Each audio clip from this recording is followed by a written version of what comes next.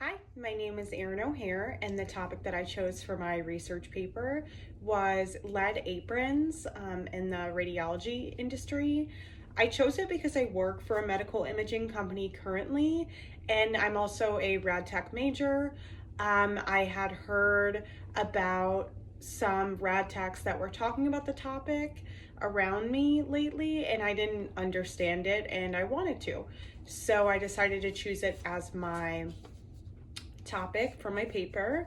My thesis statement ended up being the standard lead apron used to shield the patient has become obsolete due to the newer technology in the fields, and if anything, these aprons were doing more harm than good in the industry. The main points that I focused on were how lead aprons work with ionizing x-rays. The lead in the apron absorbs all of the radiation, and then the leftover amount that it cannot absorb actually bounces off of the patient and disperses across the room, and that's what scatter radiation is. And these aprons can be mishandled by the staff and not noticed whatsoever, whether there's like a rip or a tear or anything in it, and that can put both the patient and the tech at risk. Modern imaging technology ensures only the necessary amount of radiation is used during x-rays now, so shielding the patient with a lead apron is just not needed. But due to any scatter radiation, even though there really should be very minimal, the techs would be required to wear that safety gear as well, because this is something that they do every day of their lives, so they would need that safety equipment. Where I ended up getting most of my sources was a lot of studies done to test the quality of the lead aprons and the percentage of radiation that they were actually absorbing. One of them was done by the Society of Radiation Research. I also used a bunch of various reports done on the new safety standards in radiology currently.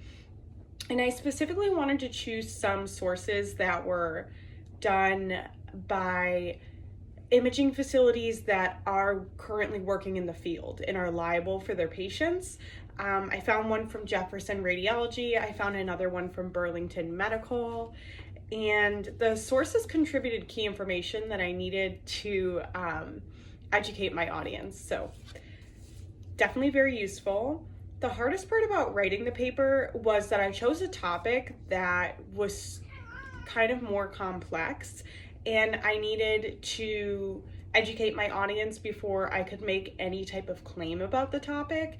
So it was a bit hard putting most of the most of the paper in my own words, considering a lot of it is just facts. So I tried to just limit as much as I could out of like straight research from my sources, and then in my own words explain what that means and then make my claim on it.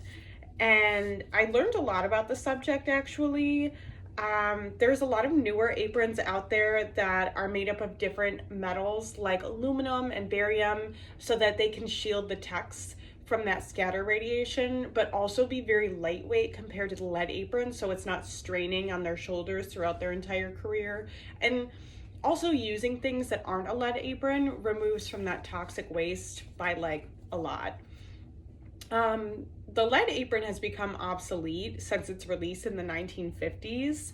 Radiologists don't even recommend shielding the patient at all anymore, honestly.